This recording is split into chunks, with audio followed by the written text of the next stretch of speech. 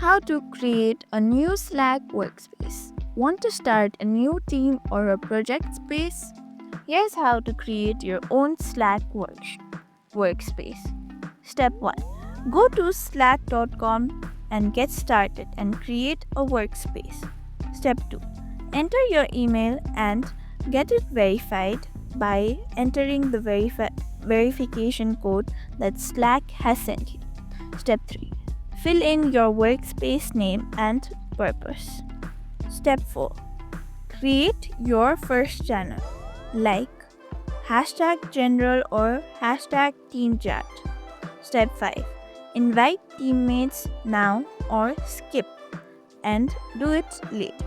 Boom, your workspace is ready. Pro tip. Use clear channel name like #marketing or Project Alpha to keep things organized, or write your team name or your project name that was assigned.